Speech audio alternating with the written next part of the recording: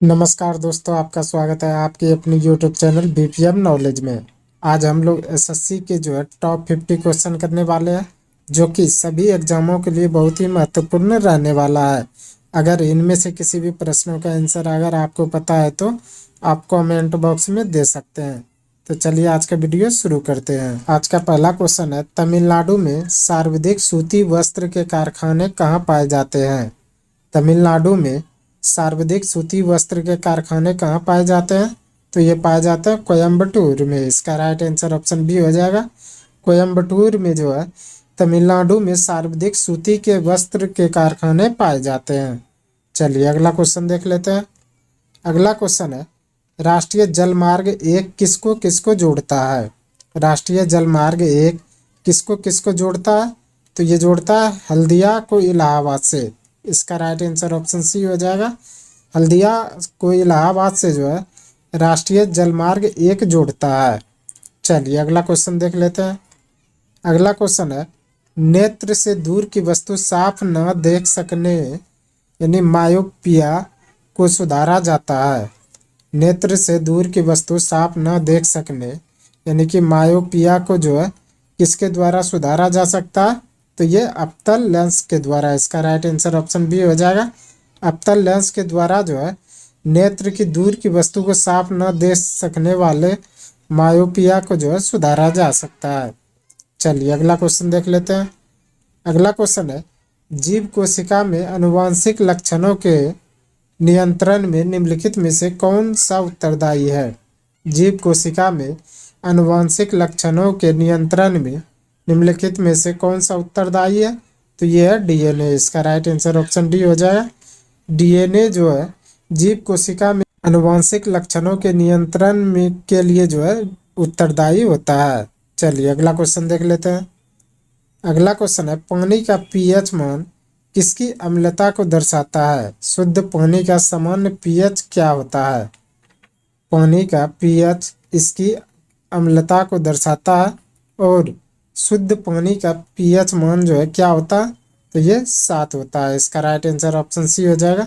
शुद्ध पानी का पीएच मान 7 होता है। चलिए अगला क्वेश्चन देख लेते हैं। अगला क्वेश्चन है, निम्नलिखित में से किस विटामिन को आर्गोकैल्सिफेरॉल कहते हैं? निम्नलिखित में से किस विटामिन को आर्गोकैल्सिफेरॉल कहते हैं? तो ये कहते हैं विटामिन D2 को। इसका राइट आंसर ऑप्शन ए हो जाएगा। विटामिन D2 को आर्गोकैल्सिफेरॉल कहते हैं। चलिए अगला क्वेश्चन देख लेते हैं। अगला क्वेश्चन है, निम्नलिखित में से कौन प्रतिजैविक औषधि है? निम्नलिखित में से कौन प्रतिजैविक औषधि है? तो यह क्लेरेम्फोनिकॉल। इसका राइट आंसर ऑप्शन सी हो जाएगा। क्लेरेम्फोनिकॉल यह प्रतिजैविक औषधि है। चलिए अगला क्वेश्चन देख लेते हैं। अगला क्वेश्चन है, प्याज काटते वक्त आंखों में जलन और आंसू पैदा करने में कारण रूप से रासायनिक प्रतिक्रिया में निम्नलिखित में से क्या उत्पन्न होता है? यानी कि प्याज काटने वक्त आंखों में जलन और आंसू पैदा करने में निम्न में से कौन सी रासायनिक प्रतिक्रिया उत्पन्न होता है? तो ये होता है सल्फ्यूरिक एसिड। इसका राइट आंसर ऑप्शन सी हो जाए। सल्फ्यूरिक एसिड के कारण प्याज काटते वक्त आंखों में जलन और आंसू पैदा होता है। चलिए अगला क्वेश्चन देख लेते हैं। अगला क्वेश्चन है, निम्नलिखित में से कौन सा हार्मोन स्तन ग्रंथियों से दूध का स्राव होने में भूमिका निभाता है? निम्नलिखित में से कौन सा हार्मोन स्तन ग्रंथियों से दूध का स्राव होने में भूमिका निभाता है? तो ये ऑक्सीटोसिन। इसका राइट आंसर ऑप्शन डी हो जाए। ऑक्सीटोसिन हार्मोन स्तन ग्रंथियों से दूध का स्राव होने में अहम भूमिका निभाता है। चलिए अगला क्वेश्चन देख लेते हैं। अगला क्वेश्चन है, राज अपहड़प नीति यानी डेक्कन ऑफ लैप्स की शुरुआत किसने की थी? राज्य अपहरण नीति यानी डेक्कन ऑफ लैप्स की शुरुआत किसने की थी? तो ये की थी लॉर्ड डलहौजी ने। इसका राइट आंसर ऑप्शन बी हो जाएगा। लॉर्ड डलहौजी ने राज्य हड़प की नीति शुरुआत की थी। चलिए अगला क्वेश्चन देख लेते हैं। अगला क्वेश्चन है, सिंधु घाटी सभ्यता से संबंध स्थान लोथल निम्नलिखित में से किस राज्य में है? सिंधु घाटी सभ्यता से संबंध स्थान लोथल निम्नलिखित में से किस राज्य में है? तो यह गुजरात में, इसका राइट आंसर ऑप्शन बी हो जाएगा। गुजरात में जो है लोथल स्थित है। चलिए अगला क्वेश्चन देख लेते हैं। अगला क्वेश्चन है, एमनेस्टी इंटरनेशनल का मुख्यालय कहाँ है? एमनेस्टी इंटरनेशनल का मुख्यालय कहाँ है? तो यह लंदन में, इसका राइट आंसर ऑप्शन डी हो जाएगा। एमनेस्टी इंटरनेशनल का मुख्यालय जो है लंदन में स्थित है। चलिए अगला क्वेश्चन देख लेते हैं। अगला क्वेश्चन है, पूर्वी तटवर्ती रेलवे ईस्ट कोस्ट रेलवे का मुख्यालय कहाँ है? पूर्वी तटवर्ती रेलवे यानी कि ईस्ट कोस्ट रेलवे का मुख्यालय कहाँ है? तो यह भुवनेश्वर में, इसका राइट आंसर ऑप्शन डी हो जाएगा। भुवनेश्वर में जो है ईस्ट कोस्ट रेलवे का मुख्यालय स्थित है। चलिए अगला क्वेश्चन देख लेते हैं। अगला क्वेश्चन है, रुपयों की तुलना में निम्नलिखित में से किस विदेशी मुद्रा का मूल्य अधिकतम है? रुपयों की तुलना में निम्नलिखित में से किस विदेशी मुद्रा का मूल्य अधिकतम है? तो यह ब्रिटिश पाउंड का, इसका राइट आंसर ऑप्शन डी हो जाएगा। ब्रिटिश पाउंड का जो है रुपयों की तुलना में जो है विदेशी मुद्रा का मूल्य अधिकतम है। चलिए अगला क्वेश्चन देख लेते हैं। अगला क्वेश्चन है, संघ शासित प्रदेश दादरा और नागर हवेली भारत में किन राज्यों के बीच स्थित है? संघ शासित प्रदेश दादरा और नागर हवेली भारत में किन राज्यों के बीच में स्थित है? तो यह गुजरात और महाराष्ट्र में, इसका राइट आंसर ऑप्शन डी हो जाएगा। गुजरात और महाराष्ट्र के बीच में जो है दादरा और नागर हवेली जो है स्थित है। चलिए अगला क्वेश्चन देख लेते हैं। अगला क्वेश्चन है, घना पक्षी अभ्यारण्य निम्नलिखित में से किस राज्य में स्थित है? घना पक्षी अभ्यारण्य निम्नलिखित में से किस राज्य में स्थित है? तो यह राजस्थान में, इसका राइट आंसर ऑप्शन बी हो जाए। राजस्थान में जो है घना पक्षी अभ्यारण्य स्थित है। चलिए अगला क्वेश्चन देख लेते हैं। अगला क्वेश्चन है, भारत में यूरेनियम खदान कहाँ स्थित है? भारत में यूरेनियम खदान कहाँ स्थित है? तो यह जादूगोड़ा में, इसका राइट आंसर ऑप्शन बी हो जाए। जादूगोड़ा में जो है भारत में यूरेनियम का खदान स्थित है। चलिए अगला क्वेश्चन देख लेते हैं। अगला क्वेश्चन है, संपूर्ण क्रांति का आह्वान किसके द्वारा किया गया था? संपूर्ण क्रांति का आह्वान किसके द्वारा किया गया था?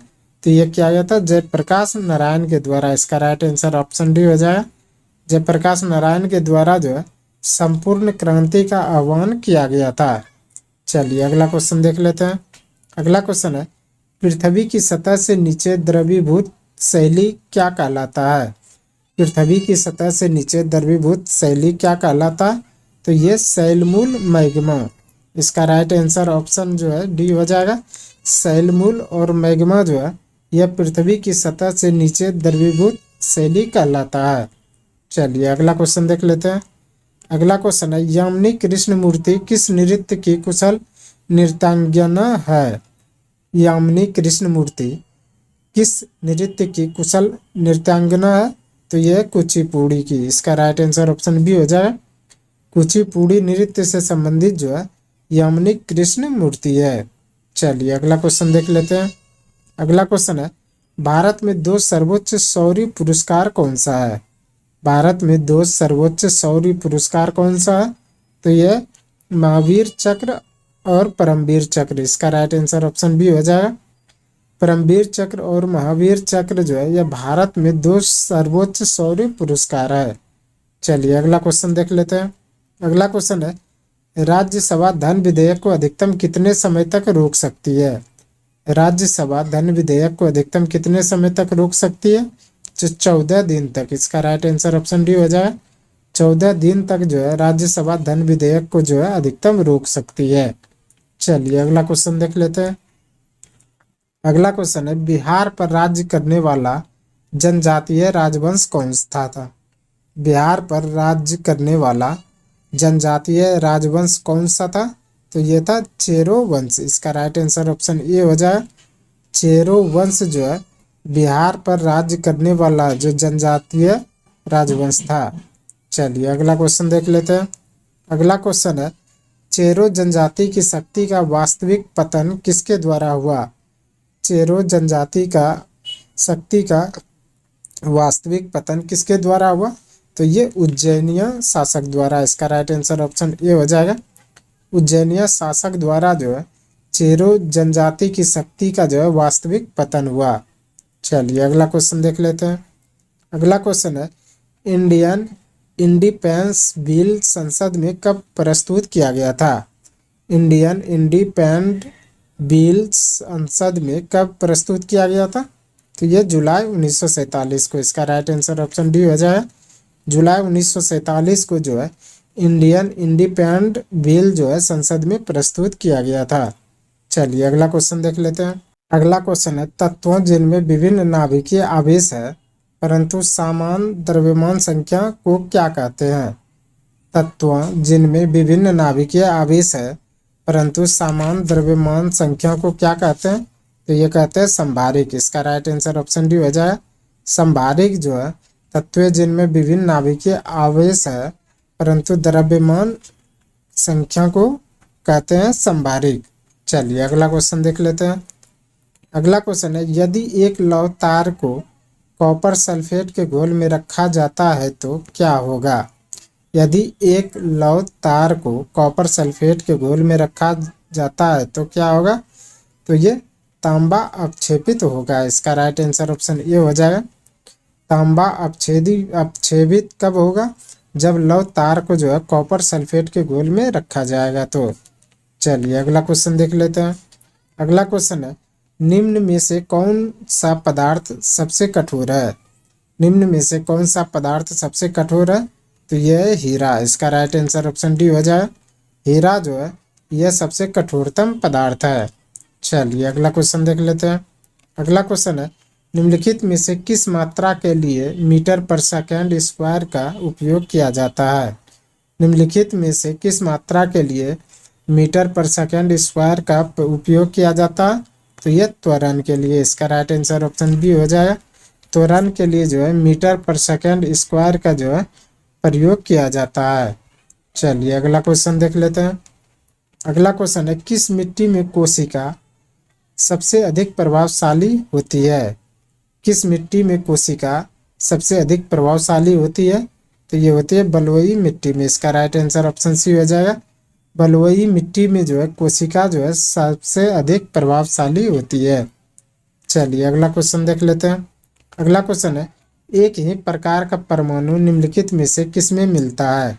एक ही प्रकार का परमाणु निम्नलिखित में से किस में मिलता है? प्राकृतिक तत्व में। इसका राइट आंसर ऑप्शन सी हो जाएगा। प्राकृतिक तत्व में जो है एक ही प्रकार का परमाणु जो है मिलता है। चलिए अगला क्वेश्चन देख लेते हैं। अगला क्वेश्चन है, पौधे का कौन सा भाग फूल बनने का उद्दीपन ग्रहण करता है? पौधे का कौन सा भाग फूल बनने का उद्दीपन ग्रहण करता है? तो ये करता है पर्ण। इसका राइट आंसर ऑप्शन सी हो जाएगा। पर्ण जो है पौधे का जो है फूल बनने में जो है महत्वपूर्ण भूमिका निभाता है। चलिए अगला क्वेश्चन देख लेते हैं। अगला क्वेश्चन है, सहज प्रणाली का परिवर्धन निम्नलिखित में से कौन सा है? सहज प्रणाली का परिवर्धन निम्नलिखित में से कौन सा है? तो ये प्रणाली की स्वपोषी क्रिया। इसका राइट आंसर ऑप्शन सी हो जाएगा। प्रणाली की स्वपोषी क्रिया जो है यह सहज प्रणाली का जो है परिवर्धन है। चलिए अगला क्वेश्चन देख लेते हैं। अगला क्वेश्चन है, पंचवर्षीय योजना प्रारंभ करने के लिए किसकी स्वीकृति की आवश्यकता होती है? पंचवर्षीय योजना प्रारंभ करने के लिए किसकी स्वीकृति की आवश्यकता होती है? तो ये होती है राष्ट्रीय विकास परिषद की। इसका राइट आंसर ऑप्शन बी हो जाए। राष्ट्रीय विकास परिषद की जो है पंचवर्षीय योजना प्रारंभ करने के लिए स्वीकृति लेनी पड़ती है। चलिए अगला क्वेश्चन देख लेते हैं। अगला क्वेश्चन है, प्रथम स्वतंत्रता संग्राम के बाद मुगल बादशाह बहादुर शाह जफर को कहाँ निर्वासित किया गया? प्रथम स्वतंत्रता संग्राम के बाद मुगल बादशाह बहादुर शाह जफर को कहाँ निर्वासित किया गया? तो ये रंगून में किया गया। इसका राइट आंसर ऑप्शन ए हो जाए। प्रथम स्वतंत्रता संग्राम के बाद जो है मुगल बादशाह बहादुर शाह जफर को जो है रंगून निर्वासित किया गया था। चलिए अगला क्वेश्चन देख लेते हैं। अगला क्वेश्चन है, दिसंबर माह में सूर्य की रोशनी सबसे अधिक कहाँ प्राप्त होगी? दिसंबर माह में सूर्य की रोशनी सबसे अधिक कहाँ प्राप्त होगी? तो ये कन्याकुमारी में। इसका राइट आंसर ऑप्शन ए हो जाएगा। कन्याकुमारी में जो है दिसंबर माह में सूर्य की रोशनी सबसे अधिक प्राप्त होगी। चलिए अगला क्वेश्चन देख लेते हैं। अगला क्वेश्चन है, पेशवा बाजीराव प्रथम द्वारा इनमें से कौन सा इलाका नहीं जीता गया था? पेशवा बाजीराव प्रथम द्वारा इनमें से कौन सा इलाका नहीं जीता गया था? तो ये उड़ीसा। इसका राइट आंसर ऑप्शन सी हो जाएगा। उड़ीसा जो है पेशवा बाजीराव प्रथम द्वारा जो है नहीं जीता गया था। चलिए अगला क्वेश्चन देख लेते हैं। अगला क्वेश्चन है, निम्नलिखित में से किस देश का संविधान दुनिया का सबसे छोटा संविधान है? निम्नलिखित में से किस देश का संविधान दुनिया का सबसे छोटा संविधान है? तो ये संयुक्त राज्य अमेरिका का। इसका राइट आंसर ऑप्शन सी हो जाएगा। संयुक्त राज्य अमेरिका का जो है यह देश का जो है दुनिया का जो है सबसे छोटा संविधान है। चलिए अगला क्वेश्चन देख लेते हैं। अगला क्वेश्चन है, नीली क्रांति किससे संबंधित है? नीली क्रांति किससे संबंधित है? तो यह मत्स्य पालन से। इसका राइट आंसर ऑप्शन बी हो जाएगा। नीली क्रांति जो है मत्स्य पालन से संबंधित है। चलिए अगला क्वेश्चन देख लेते हैं। अगला क्वेश्चन है, प्रसिद्ध रत्नागिरी मठ किस भारतीय राज्य में स्थित है? प्रसिद्ध रत्नागिरी मठ किस भारतीय राज्य में स्थित है? तो यह उड़ीसा में। इसका राइट आंसर ऑप्शन सी हो जाएगा। उड़ीसा में जो है प्रसिद्ध रत्नागिरी मठ जो है स्थित है। चलिए अगला क्वेश्चन देख लेते हैं। अगला क्वेश्चन है, हरित क्रांति की सफलता किसकी उपलब्धता पर निर्भर करती है? हरित क्रांति की सफलता किसकी उपलब्धता पर निर्भर करती है? तो इनमें से सभी। इसका राइट आंसर ऑप्शन डी हो जाएगा। जिसमें कि बीजों की उच्च पैदावार किस्म, पर्याप्त सिंचाई सुविधा और रासायनिक उर्वरक एवं कीटनाशक, ये तीनों पर जो है हरित क्रांति की सफलता का जो है निर्भर पड़ता है। चलिए अगला क्वेश्चन देख लेते हैं। अगला क्वेश्चन है, कार्यपालिका से न्यायपालिका का पृथकीकरण का निर्देश संविधान के किस अनुच्छेद में दिया गया है? कार्यपालिका से न्यायपालिका का पृथकीकरण का निर्देश संविधान के किस अनुच्छेद में दिया गया? तो ये अनुच्छेद 50 में। इसका राइट आंसर ऑप्शन ए हो जाए। अनुच्छेद 50 में जो है कार्यपालिका से न्यायपालिका के पृथकीकरण का जो है निर्देश दिया गया है। चलिए अगला क्वेश्चन देख लेते हैं। अगला क्वेश्चन है, तुलबुल परियोजना किस नदी पर स्थित है? तुलबुल परियोजना किस नदी पर स्थित है? तो ये झेलम नदी पर। इसका राइट आंसर ऑप्शन डी हो जाए। झेलम नदी पर जो है तुलबुल परियोजना स्थित है। चलिए अगला क्वेश्चन देख लेते हैं। अगला क्वेश्चन है, वायुमंडल में ओजोन की कमी को किससे जोड़ा गया है? वायुमंडल में ओजोन की कमी को किससे जोड़ा गया? तो ये क्लोरोफ्लोरोकार्बन से। इसका राइट आंसर ऑप्शन बी हो जाए। क्लोरोफ्लोरोकार्बन से जो है ओजोन में वायुमंडल में ओजोन की कमी को जोड़ा गया है। चलिए अगला क्वेश्चन देख लेते हैं।